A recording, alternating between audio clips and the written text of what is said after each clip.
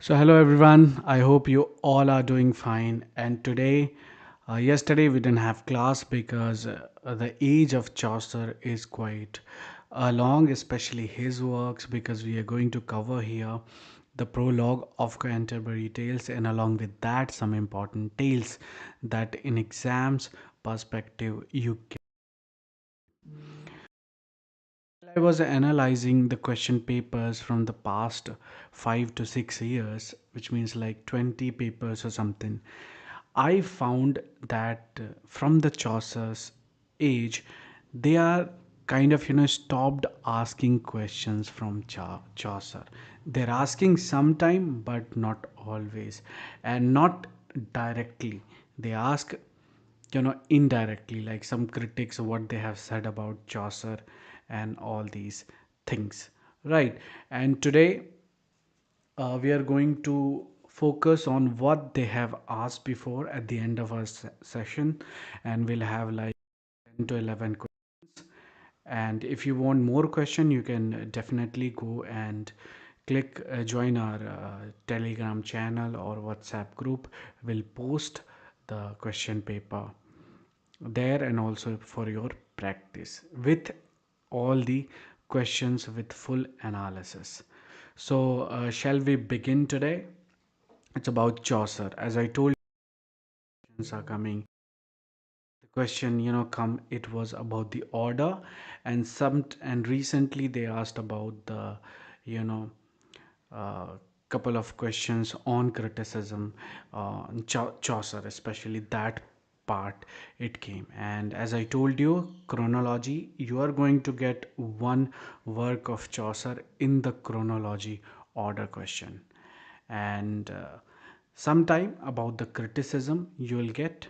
And I think in previous net, I mean this August exam, they asked about you know the character ones. So that's why in this perspective we have analyzed really well all the characters and what important facts and important lines. That's why it's gonna be a little bit longer session than usual. I hope you all are ready, you had your lunch, and this is afternoon. Of course, many of you feel a little bit kind of lazy, and you just want to lie down or take a rest a little bit if you are at home. And wherever you are, anyway, you're going to get one questions from this session in your exam. Either it could be chronology, or you might get question on of course criticism and characters also, because as we have seen in this net, they ask about one character from the prologue, actually one from the tale, not from the prologue. So I don't know, it was it about partner or prioress tale. Then while we solve the question, we'll get the answer. So let's begin. And first of all, today is of our Chaucer, right? And history of the period, if you want to know the historical background of Chaucer, remember the reign of Edward. This word you should know. And due to the victories in 100 years war, there was one victory in 100 years war for Edward. And the social, if you historical period in societal perspective, there was the Black Death leading to the unrest and revolts. And then there was what? Rise of peasant revolt and all these things, right? And now, if you want to mention who other writers or poet you know were there in the age of Chaucer, so first most important was our Chaucer. Then other is Langland. Wycliffe is your prose writer, Bible, who translated Bible into English. Then we have Gower, and another prose writer is Mandeville. Remember that you didn't get any question from Langland or Wycliffe or Gower. None of the question you got. There was one question, but it was in the option, and answer was not that Langland. So that question, one option was there. So in that perspective, your Chaucer is the most important. The other will talk about the important work and what they have done to influence our Middle English, right? So influence from outside England. So as we know, they all are influenced by who? Dante, Petrarch, Boccaccio. Remember, they're from Italy, Italian language. So we have already discussed in our previous session. And here what happened is the little bit like what happened in Italian, right? They used the vernacular language and they modernized Italian. So same thing was happening in English right now in our 13th 14th century, right? And mostly what happened, transition period over East Midland dialect becomes the standard. So what we speak today and what at that time Chaucer was speaking, that was Midland dialect, but it became what? Standard, right? And there was of course the mixture of French and English forming the standard English language. So most of the words were taken either from French or some of them from Italian.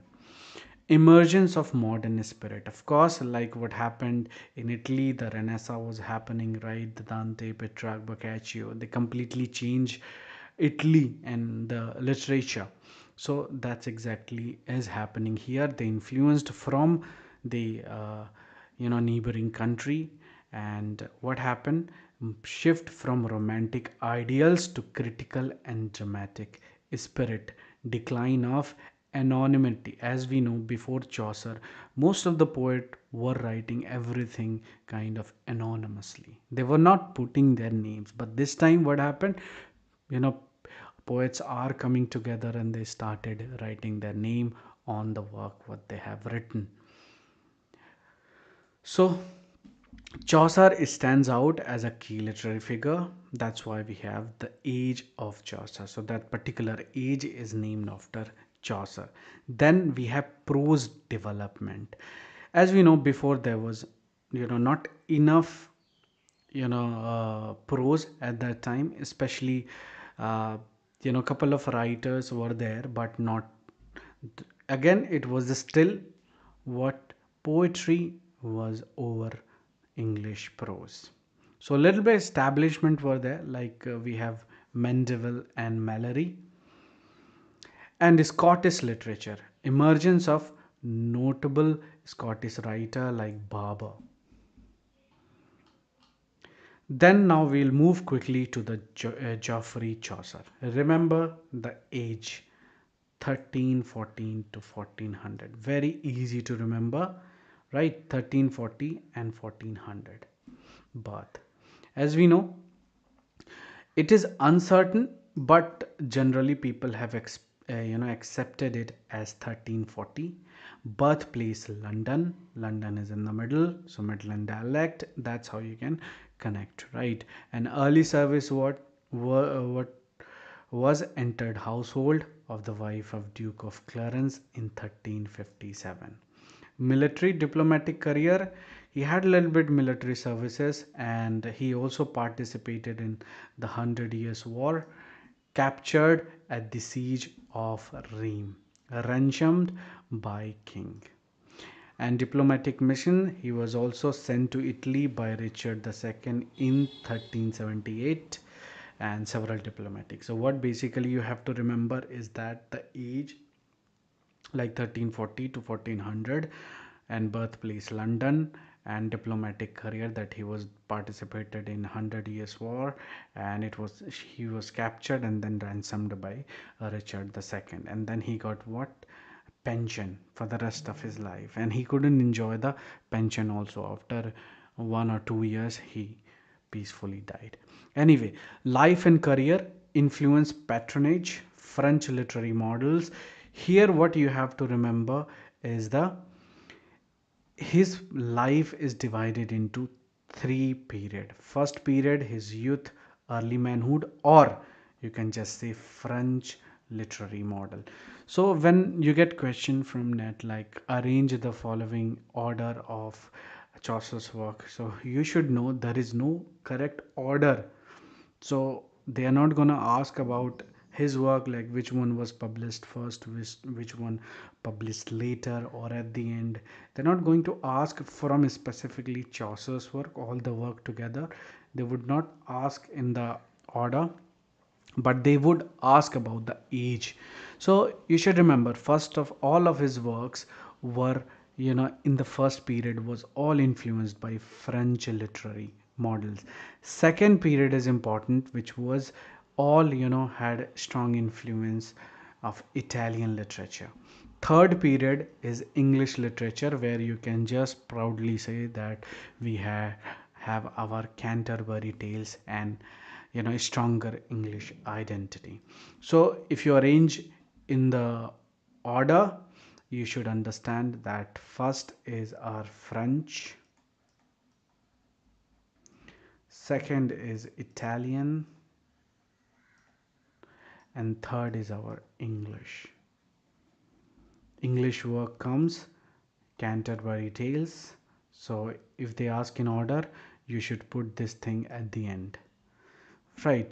And personal life, married to who? Philippa Roet, sister of John of Gaunt's wife. Very important, John of Gaunt's wife. And political struggle experienced what periods of prosperity and poverty, and complaint to his empty purse he published. Anyway, later life and death, as we know, died in 1400, and he was the first poet who was, buried in our Westminster Abbey, right? And legacy, first poet to be buried in Westminster Abbey, which was known as Poets Corner. An overview of Chaucer's work, if you just say, exact date is difficult to determine, as it is said in both the book in Albert, History of English, and other K. Long, whoever he was, also according. I'm reading all these books to give you a proper, you know, things. Anyway, the first period, as we know, first F means French. Okay, an important work is Romaunt of the Rose. It is translation from Roman. Only that's what basically you have to remember, not too much about it. Not about the line. They don't ask about the line in your exam.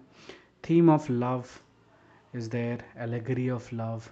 Rose represents the lady beauty. And the Book of Duchess is the second original title, Death of Blanche the Duchess. Why it's important? Because it was written after the death of Blanche, wife of John of Gaunt. Remember that. Then we have Complaint to Pity, and that is graceful love poem.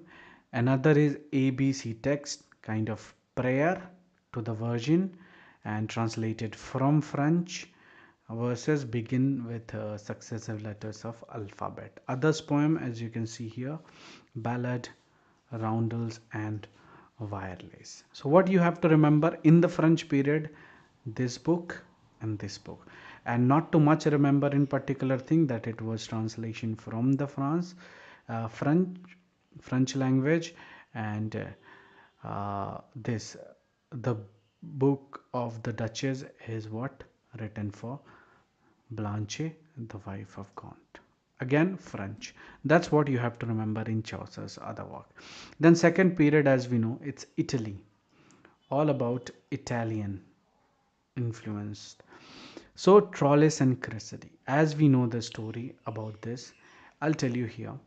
So type of poem, if you say 8,000 lines are there, and based on very important once like 6-7 years ago they have asked question about that on this. I still remember, I think we have also one question on that. So one question they have asked like 7 8 years ago from Trollis and Cressidi. Why? Because based on Boccaccio's Il Filostrato. Very important that you should remember. Again, plot is very simple in Troilus and Cressida. Troilus, who is actually a Trojan warrior, falls in love with Cressida, aided by her uncle. And after initial success, Cressida is exchanged to the Greek camp where she ultimately betrays Troilus.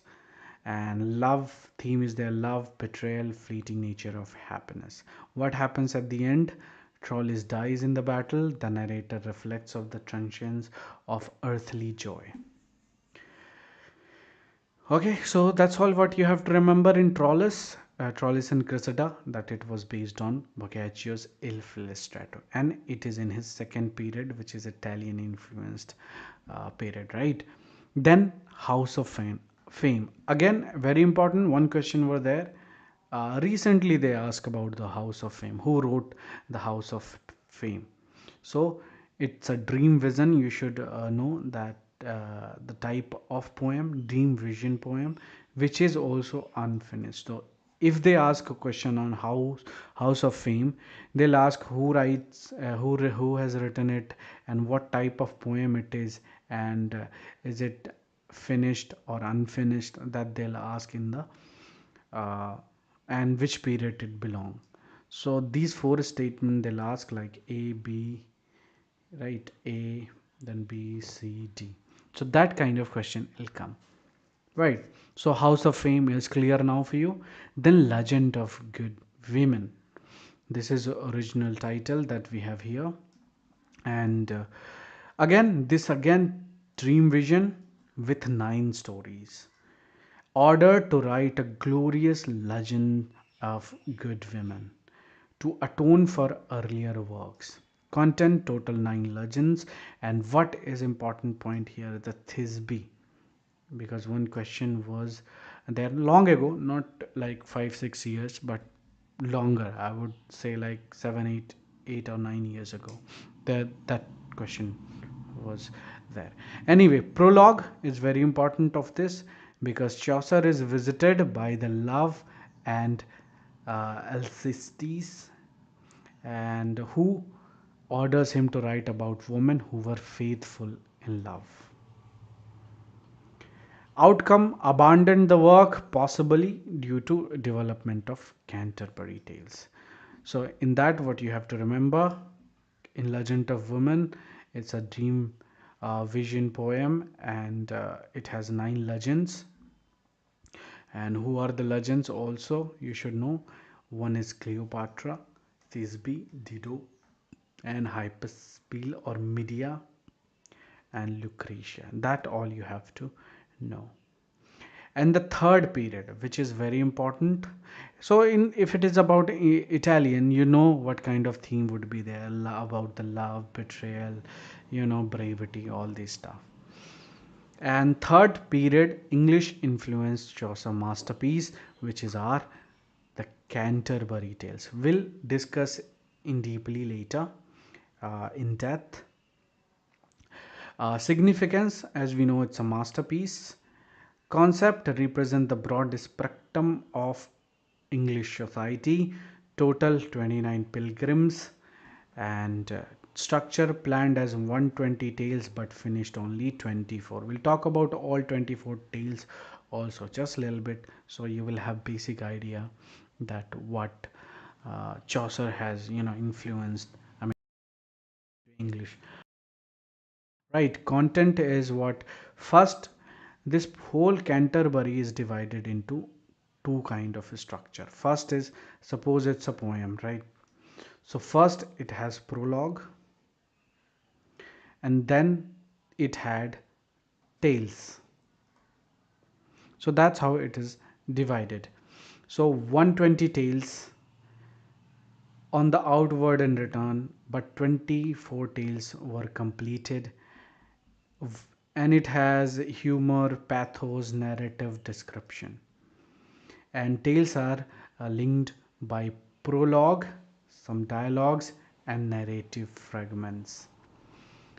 So form, as we know, heroic couplet with two prose tales, the tale of Melibus and the parson. So these two things that you have to remember, because there was one question that can you recognize a prose tale in Chaucer's Canterbury Tales, and there was option, and from that these two were also there. So the tale of Meliboeus and the Parson's Tale, these two are the prose tale. I hope you get the idea. The Canterbury Tales and short poems of the third period, I mean the same English period, is the lack of steadfastness, complaint of Chaucer to his purse. Attributed but not authored. So the flower and the leaf, the coat of love, that you don't have to pay more attention to it. Okay, so that's all here, and some of the lost work is also there, like which like origins upon the modeling, right? And for the most importantly, that our Chaucer is known as the father of English literature.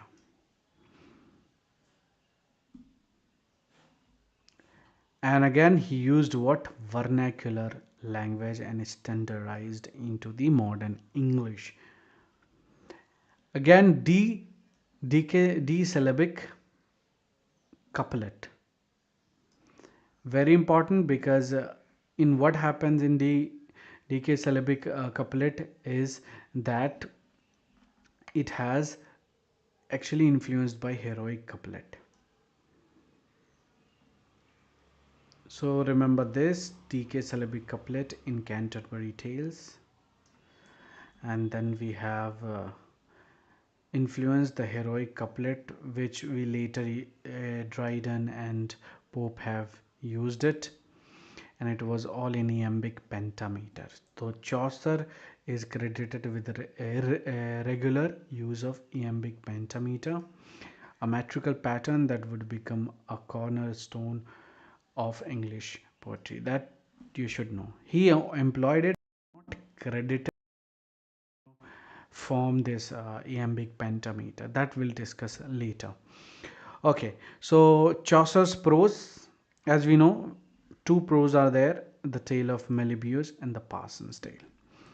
And some feature like unique position, good observation. There was a word like he had keen observation and a retentive memory. So this thing you have to know: observation, then descriptive skills. When you read the prologue, you'll understand most of the thing, right? Humor and pathos are there, and narrative power and metrical skill. So if we just move to the plan of Canterbury Tales, so what exactly happened in the beginning of our Canterbury Tales? First thing, it started from where departure point for pilgrimage is our one inn, which is our Tabarton, and where South Walk, which is famous for Chaucer's playhouse. And then we have all pilgrims what gather at the Tabarton. Chaucer joins diverse group of pilgrims, and there was a host, Harry Belly, that we'll talk about, and best tale wins a supper at the end. So that was the prize. Knights tells the first story, and also the tale include prologue, epilogue, and interruptions. And then we have Chaucer humorously mocks his own Sir Thopas, and original plan 128 tale, but only 24 were written.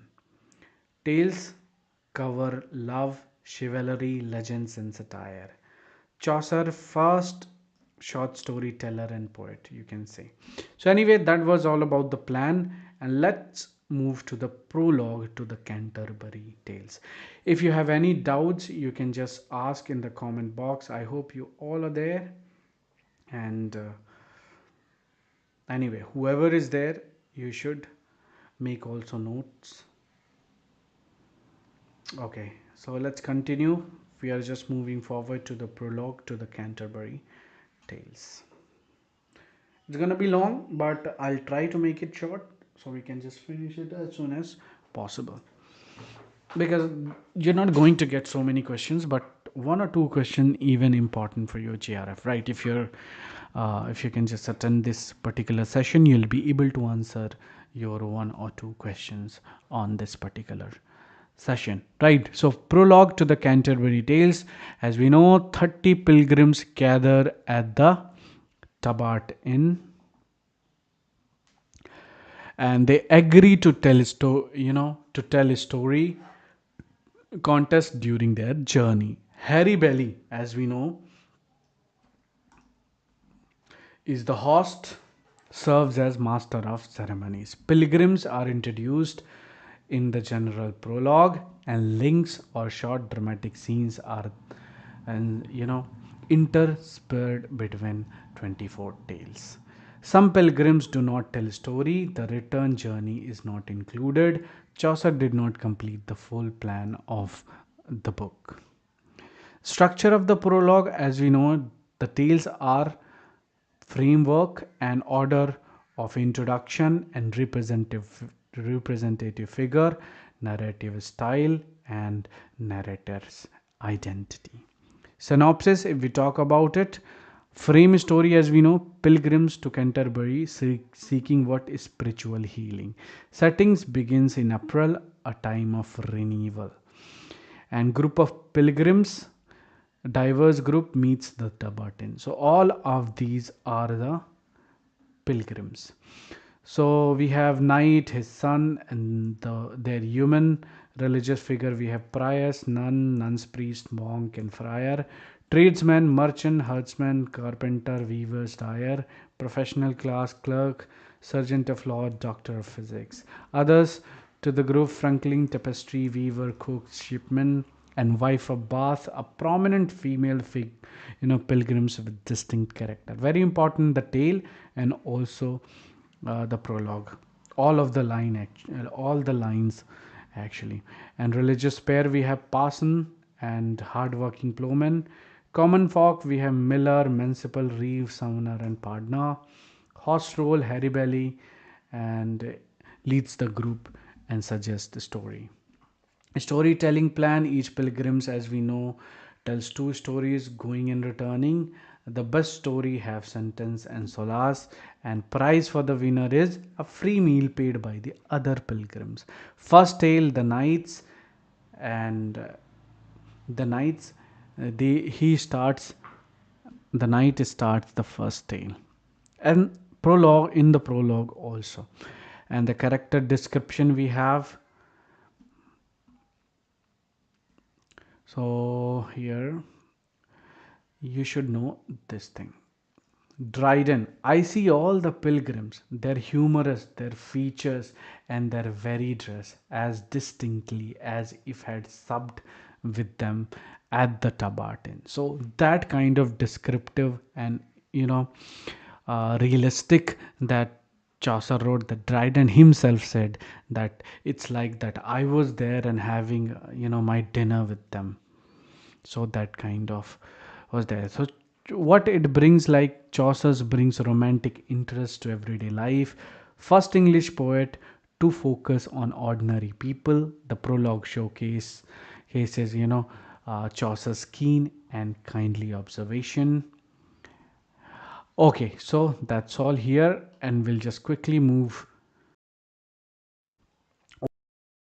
You have to remember the opening line of the prologue or the Canterbury Tale. When April with its when April with its sweet showers has pierced the drought of March to the root. Very important to know. We'll talk about the narrator is Chaucer himself. Remember that, and the host is Harry Belly, the joyous, quick-tempered leader of the pilgrims.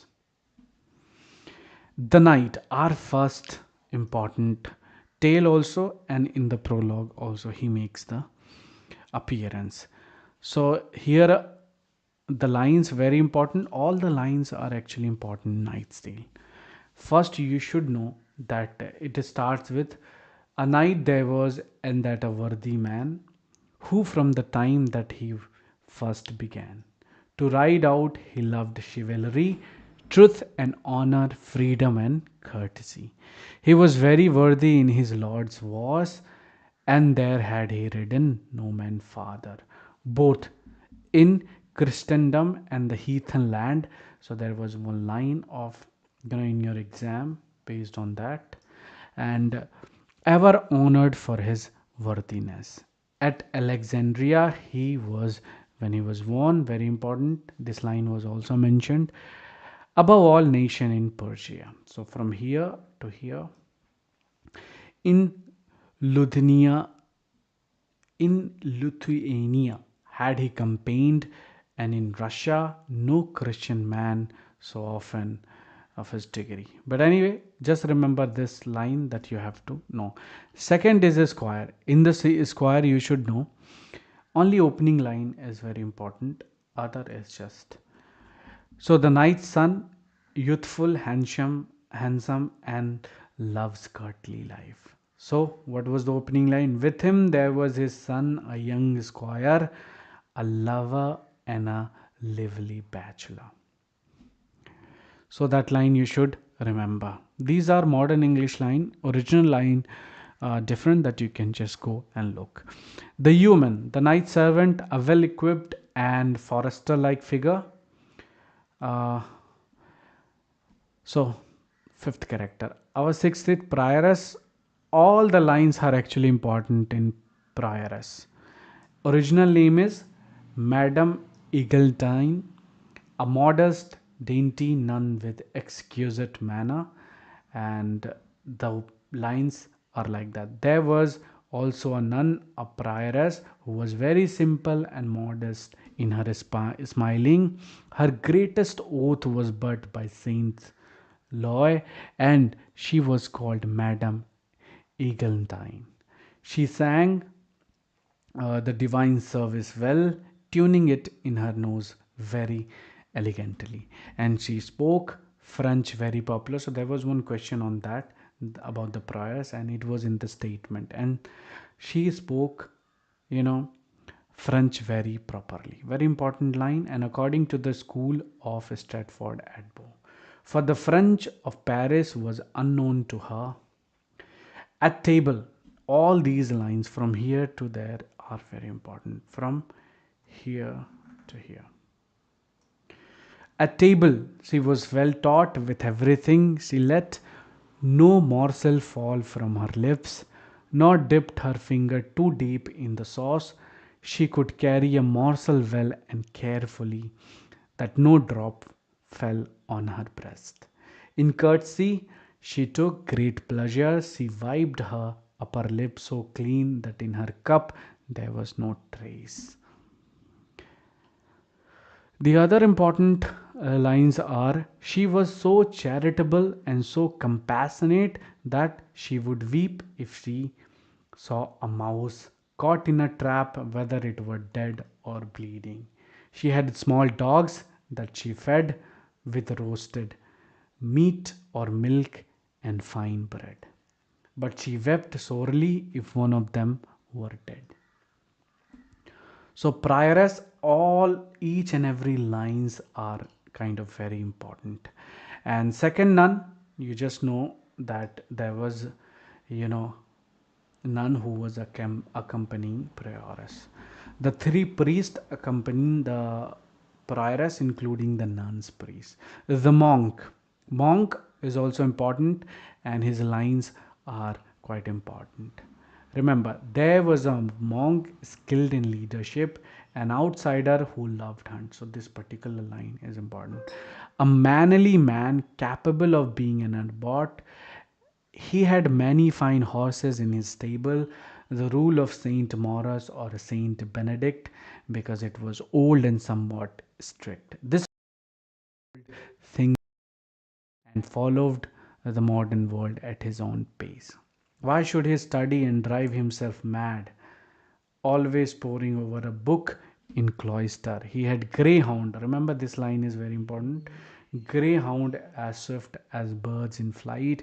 His pleasure was all in riding and hunting the hare. He spared no expense for it. I saw his sleeves trimmed at hand. Anyway, that's what important. And the another important pilgrims in the prologue is the friar, and also the tale is also important that we'll discuss later. So he was very corrupt, a jovial friar who exploits his religious role. And there was a friar, a ventum and merry fellow, a limiter, a full solemn man. This line is very important that you should know. And he was an easy man to give penance. All line you can just go and read. All of them are important. I just highlighted the important that they have, appeared in your exam once upon a time, right? Not now. Anyway, for though a widow had not a shoe, so pleasant was his principio, yet he would have a farthing before he went. His income was much better than his rent. Okay, his eyes twinkled in his head aright, as do the stars in the frosty night. So that particular line also important. So remember, there was also a merchant. Uh, why is important? Because he had a fogged beard. In a multicolored coat, he sat high on his horse. There was clerk also. In clerk, what do you actually remember that it was this line? There was a question based on that once upon a time again, right? Of Aristotle and his philosophy. So if we just read all the lines, there was also a clerk from Oxford who had long devoted himself to logic. 20 books covered in black or red of Aristotle and his philosophy. This line. His speech was filled with moral virtue, and gladly would he learn and gladly teach. The man of law, sergeant of law, and here what you should know that there was a franklin in his company. His beard was white as daisy. And what else is important, that he had a dagger and a purse of silk. There was not particular question on it, I'm just telling you. Where there was question, I have mentioned highlights, that bold point that you can see. Anyway, there was also five skilled craftsmen. They were guildsmen. One was a haberdasher, a carpenter, a weaver, dyer, a tapestry maker. They were all clothed in same livery. Then Roger, the cook, we had one cook. Why he is important? Because of this, with a crusty sore on his leg. There was also shipman, a rascal who knows the seas well but is a bit rogue. Not about the physician. On the other hand, you have to know because of certain thing, like he knew well the old Esculapius and discoveries, whatever is that thing, right? And the wife of Bath, very important. All the lines are actually important in Bath, but what I have mentioned here are actually that you can more focus on. A good wife was beside Bath, but she was somewhat deaf, and that was a pity. So this important. There was a and that was a pity. So she was a deaf, and she was a worthy woman. She had five husbands at church door. Very important that you should know. Okay, five husband at the church door. And the parson, we had a very good character here, and as we know, it's a prose tale, right? A good man was there, was a religion, and he was a poor parson of a town, but rich he was in hollies.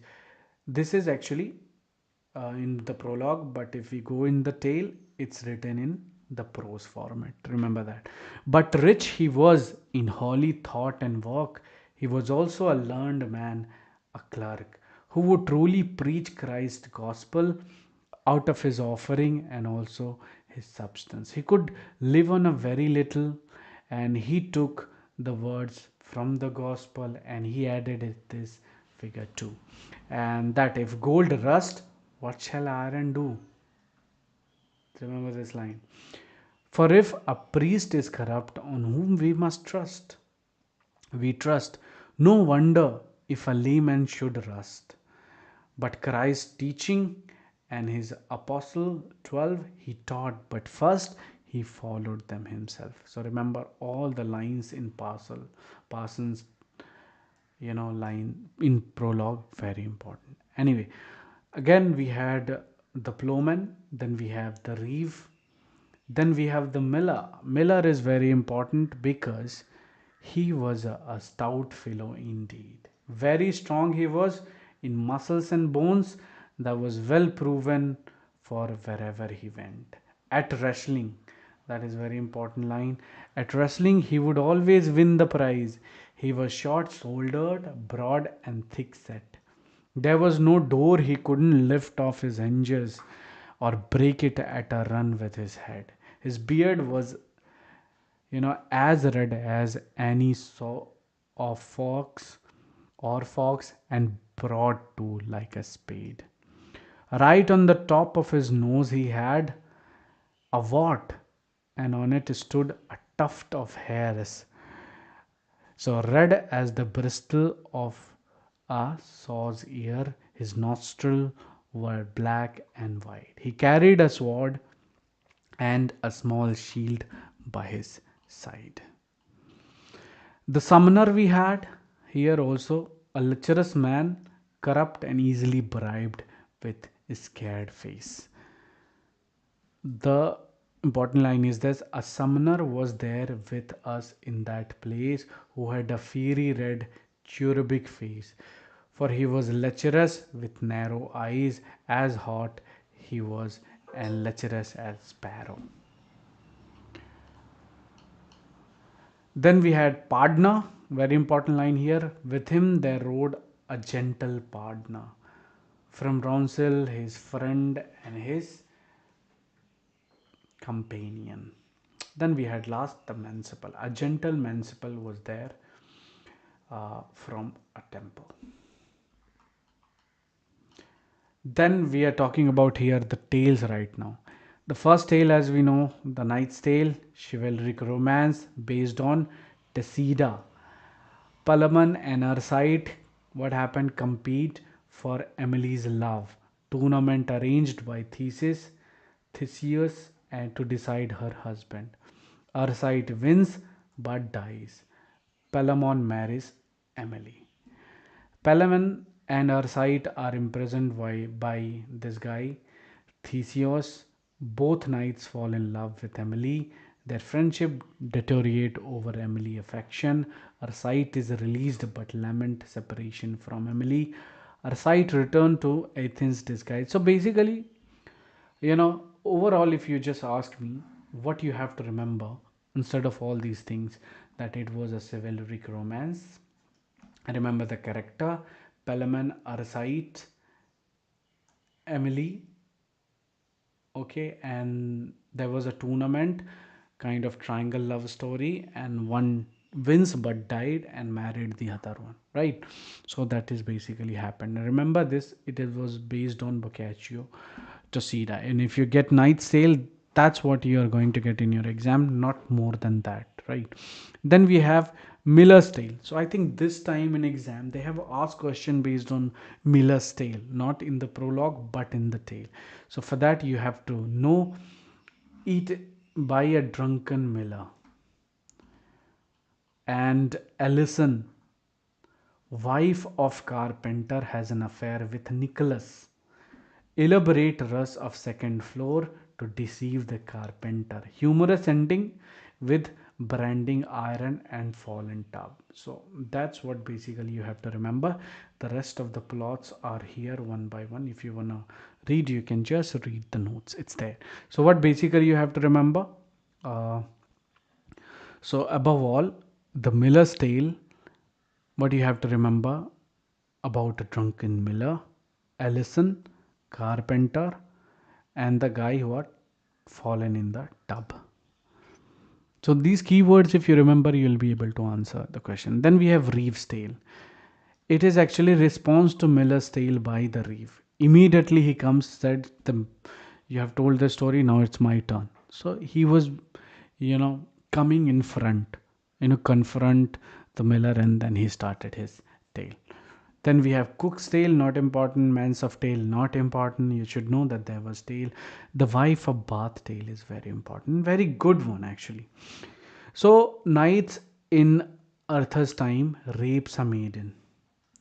Queen Guinevere and intervenes, gives knight a quest. Knight must discover what woman most desire. He travels asking woman but gets no answer. Near court he meets an old wise woman.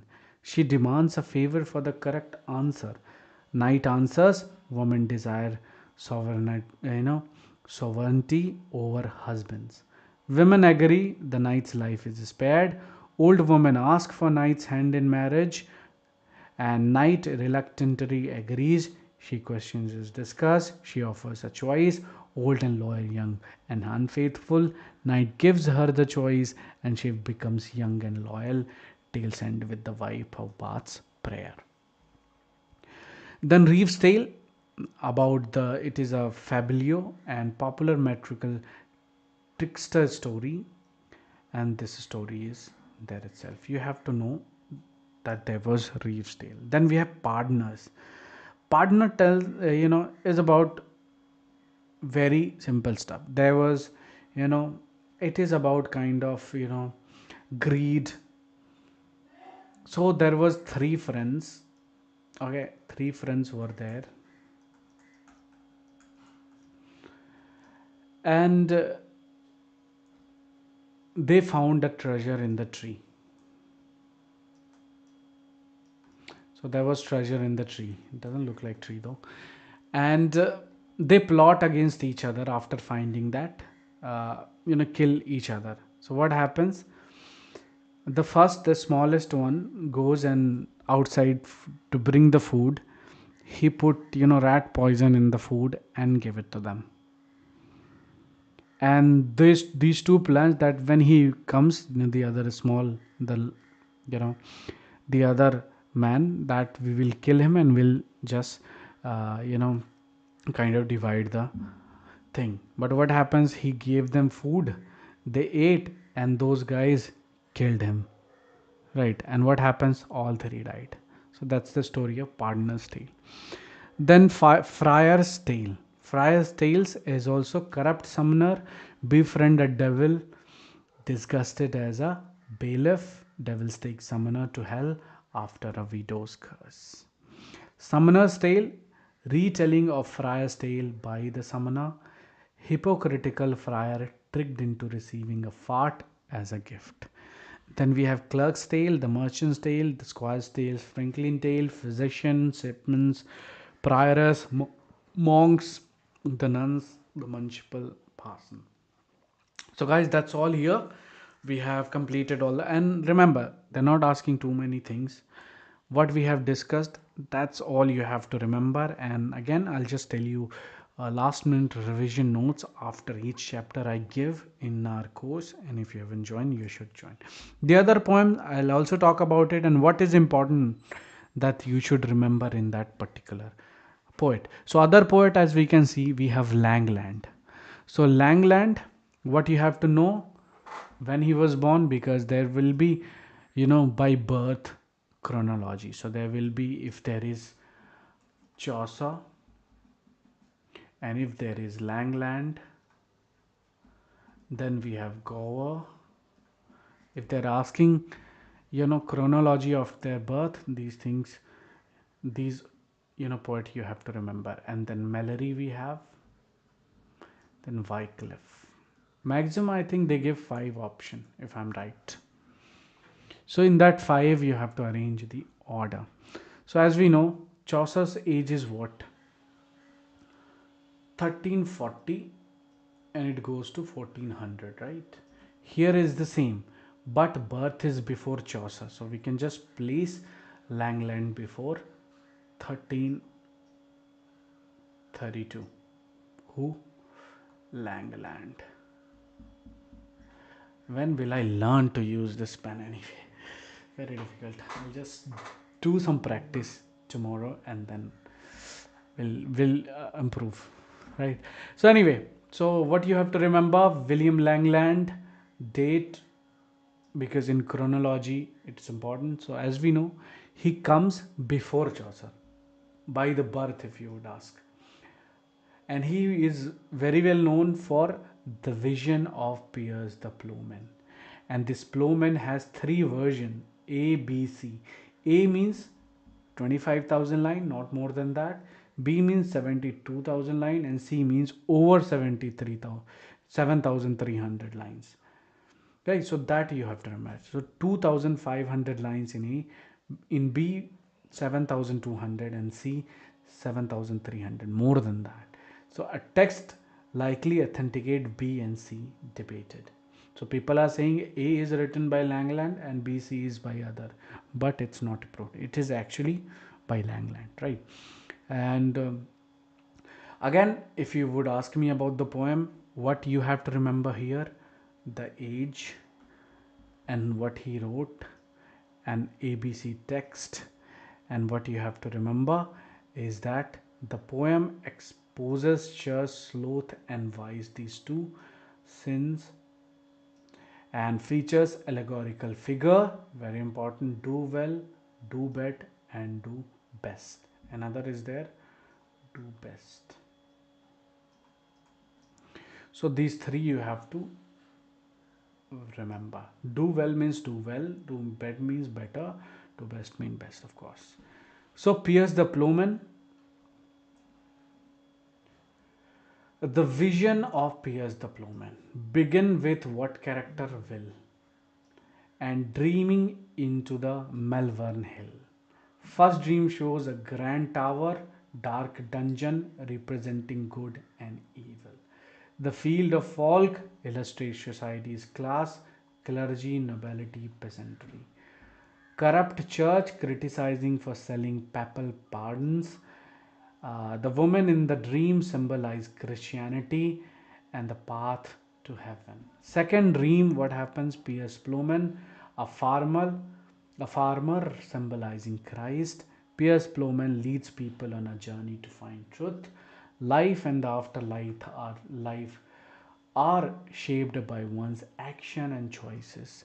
So the poem emphasizes Christian morals and the importance of love. So, if you would ask me how I can just summarize this thing, what is important in that I have already told you. You see, Langland, birth, work, the vision of Piers the Plowman, ABCD text, ABC text, then what as a dream vision, dream allegory, you can just say. And the fifth point, or I know, is that it has character, will. First we have will, again will, then what others do well, then do better,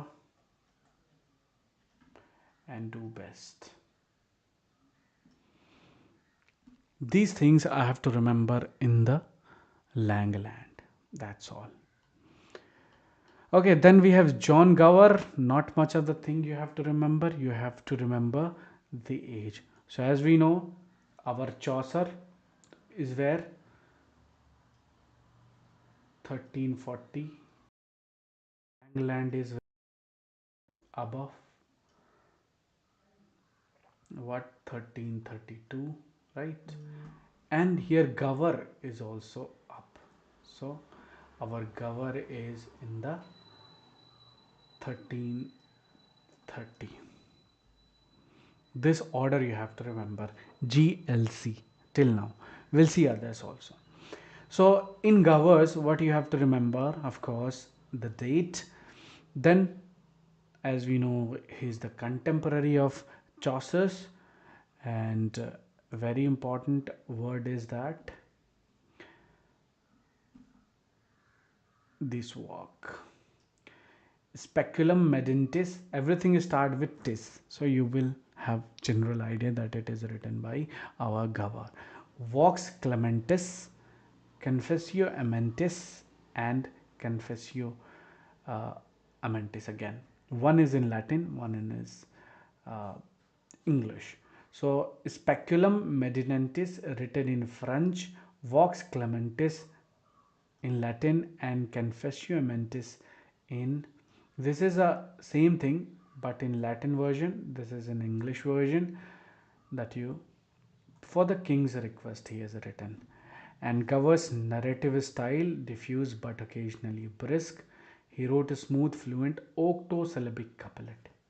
Gower's family originated in Kent, Yorkshire, and he was associated with London court official. Henry IV actually rewarded him 2 casks of wine annually. And in 1400, he described himself as old and blind. So he wrote in French, Latin, and English. So, not much to remember here. I mean, you have just basic idea that Gower, our Gower, has written one work, that is Medin Tantis, Altis, French. Then Vox is written in Latin, and then Confession is written in English. Of course, the date also, his birth and all the works. That much you have to remember in Gower. Then John Barber, not much to remember, just know that there was a prose guy also. Actually, poet. He was the only one who was from this court in our Age of Chaucer's list. So that you have to know, not much of the thing. He wrote the Bruce, 13,000 line Scotland history, Rise of Bruce, Battle of whatever, and the Bruce is a heroic poem, right? So that you have to know.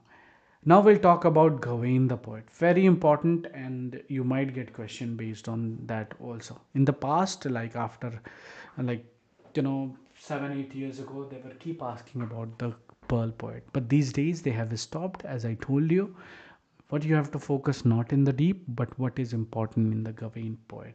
They're also known as Pearl poet.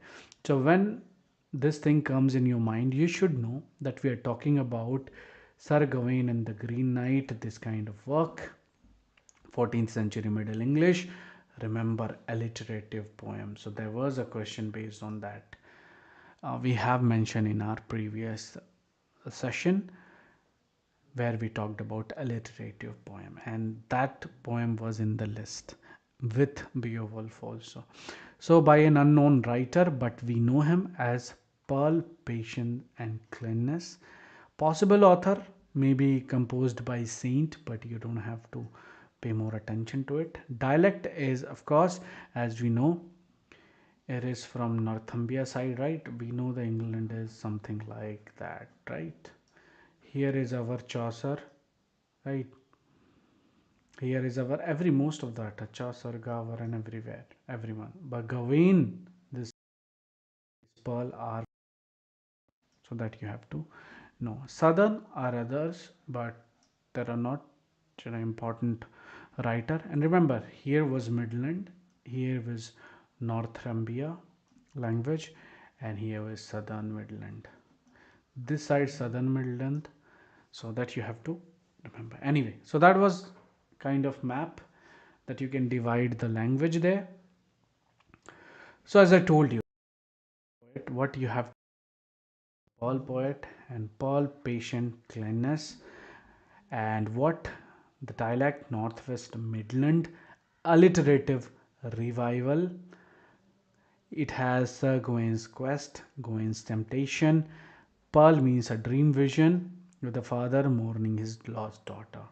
Christian doctrine central theme Pearl, heavenly city vision, patient poetic retelling a book of Jonah, and patience owes the Vulgate Bible, and cleanness, which means purity, is Pearl manuscript. Ritters, flood, Sodom, these things you don't have to remember. So as I told you, what you have to remember: Pearl Point, Pearl, patient, cleanness, Northwest Midland, Sir Gawain the Green Knight, that it's a dream vision, and that's all, guys. Okay, so let's move to John Lydgate of Bury. What you have to know about the John is that the order, I mean the date is, so this time is 1370. So we had first Gower GLC, right? That Mercery is GLC. Then we have Langland, then we have Chaucer, and now we have, before that we don't know the particular date of the Gawain poet, but Barber you don't have to remember because he was a Scottish prose writer or maybe poet. So GLC, and then we have Lydgate, Lydgate of Bury. So we will just put Lydgate, LY, I guess, LY, GLC, then again L. How can we make this code? Do you have any idea? But remember, GLC is important, that you have to know. Sometime also about litigate they ask, just in the age wise, nothing else, right?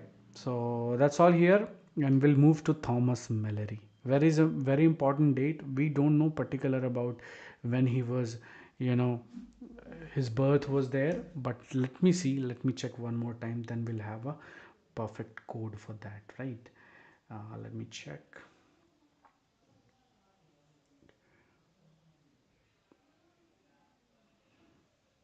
Thomas Mallory.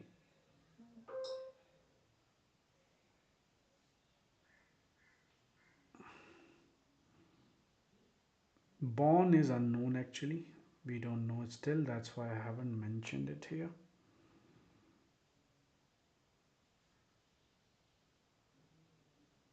Born somewhere around 1393. So at the end we can mention it. So we have now code. First Gower we have, then we have Langland, then we have Chaucer, and then we have Mallory. So GLCM, right? That you have to know. Okay, guys. So in Thomas Mallory, what you have to remember is that he was Le Morte d'Arthur was published by William Caxton in 1485. So Le Morte d'Arthur is actually by our Thomas Mallory. He published in his press, William Caxton's press, right? And it was published by this guy William Caxton, who brought printing press. And remember the date also, because sometime they ask in that. So that thing you have to remember, nothing else in the Thomas Mallory, right?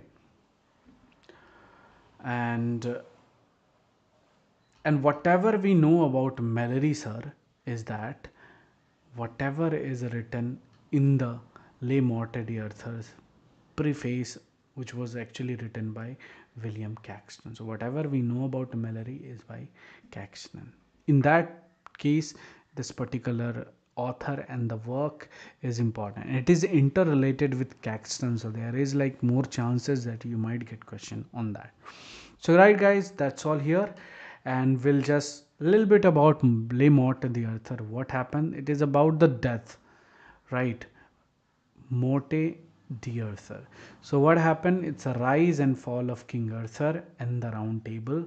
Focus on brotherhood and the Round Table and the conflict of royalty, and chronicles Arthur's kingdom, of course the Round Table, the Holy Grail quest, and Mallory French romances. That's all you have to know.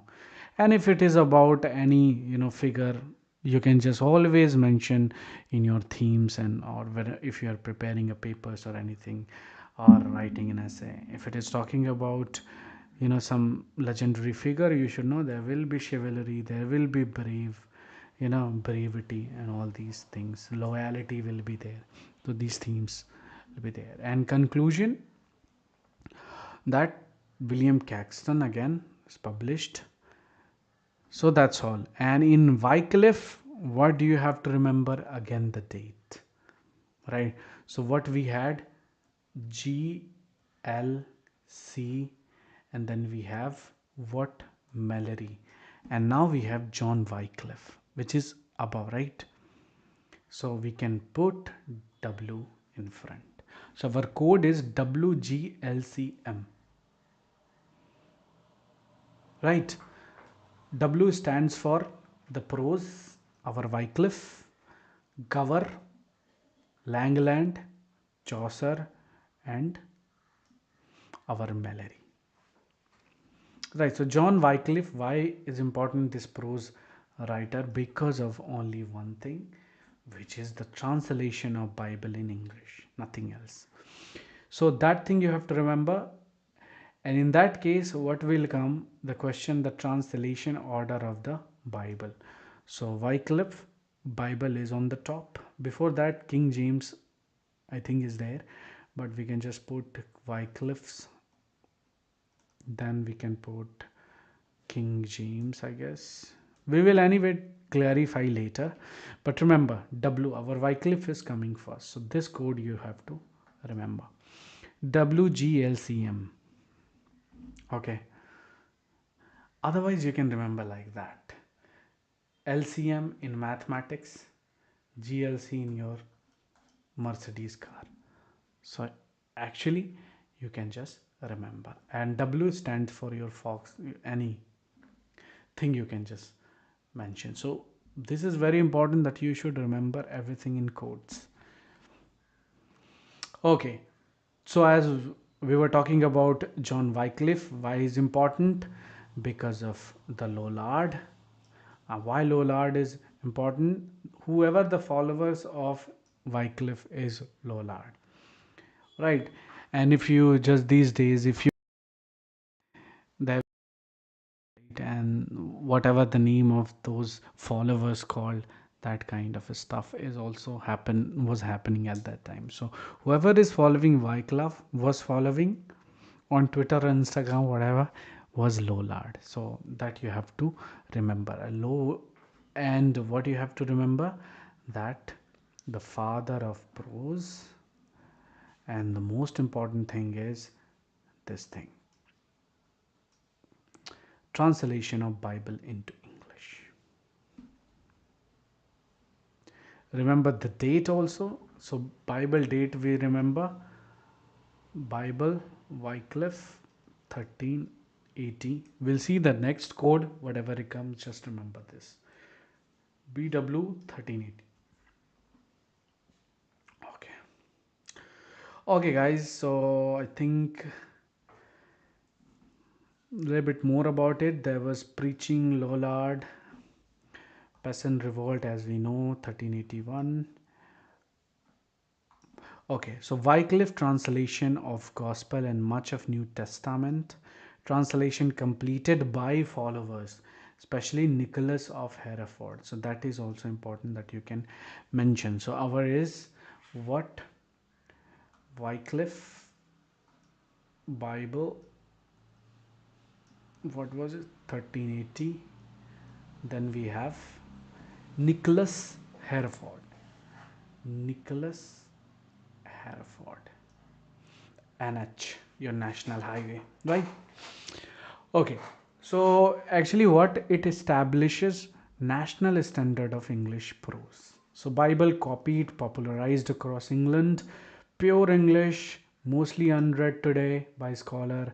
Wycliffe's persist in shaping English literature, Sermon on the Mountain, all these things. So not much of to know, but these things that you have to know, all the codes that we are writing, that you should, keep it in your brain, and that'll help you to, make the chronology order. So if you read through the codes, that's definitely gonna, help tremendously in your exam. So next is Sir John Mandeville. Not much of the thing they ask on it. You should know that there was some prose writer at that time, and one of them was R. Mandeville. Okay. So guys, that's all today, and now we'll focus on the question in the past, like 5 to 6 years, what they have asked.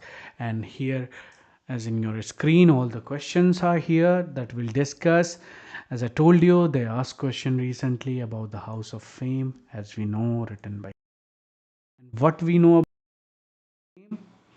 is that Middle English, Chaucer, writing date, earlier work.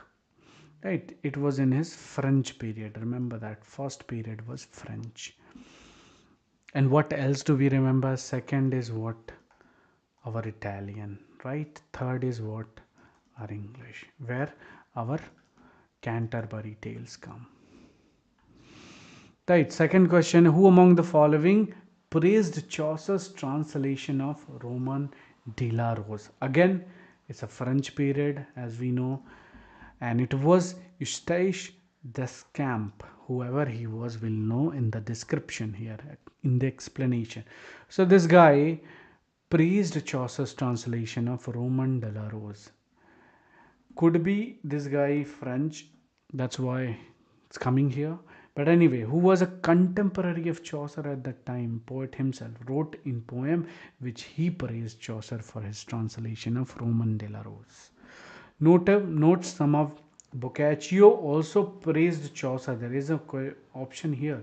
He also praised in his work Il Filostrato.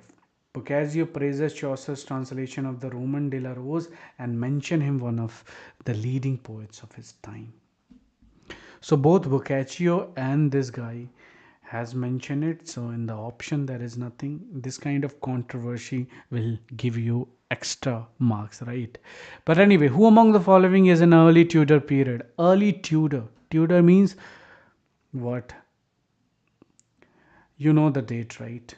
Through the Tudor. So Tudor is somewhere around 15th century. So it is asking early Tudor period. So as we know, Chaucer is from the far beginning, our Gavare. So we had the code, right? GLC. Huh? So GLC is there. So these are already earlier. John Skelton is later. So that is our Tudor period. So easy to remember, right? So in that way you can just answer any kind of questions, right? So John Skelton, as we know, was an English poet, tutor of King Henry VIII. Remember the date is 1463. So we can just make like that, GLC, then we have M, right? Then we have our Skelton, S. In the question it is there. So these kind of code. LCM was there, right? L G L C M. So remember LCM, this is your car, GLC. Okay, so question number 4, indicate the correct chronology of publication of the following work. As we know, Beowulf is the first. Then we had what?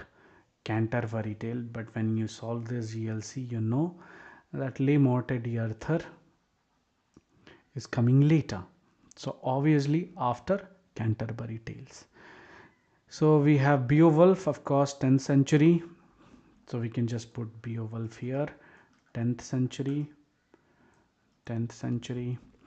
Then Divine Comedy. Divine Comedy is what? At what time? As we know, 13 somewhere. Uh, somewhere around 1308, if I would say, somewhere around that. Anyway, then we have Summa Diologia. This we don't know yet what it is, we'll see. So anyway, if you know that Le Morte d'Arthur comes after Canterbury Tales, we'll able to answer that this is R1. So this is 12th century, the Summa Theologia, which is 1225 1274. Theology, Doctor of the Church. Dante Alighieri, as I told you, 1309, that's correct, and finalized around 1321. So we can put a, like this now. First Dante, right? Then we have GLC, Gower, Langland, Chaucer. Then we have Mallory, right? So all, and then we have a skeleton. So that way you can just make codes while preparing. So Geoffrey Chaucer, Canterbury Tales, as we know, 1387 to 14, we have discussed so much about it. As we know, Le Morte d'Arthur, published by Caxton, 1485. Very easy to answer. Question number 5. All writers since Chaucer have come from the middle class, have had good and at least expensive education. Virginia Woolf, where she explained it in the Learning Tower. Again, not direct question, but indirect questions are coming these days. It's trending, and that's what you're going to get in your December exam. So, anyway, excuse me.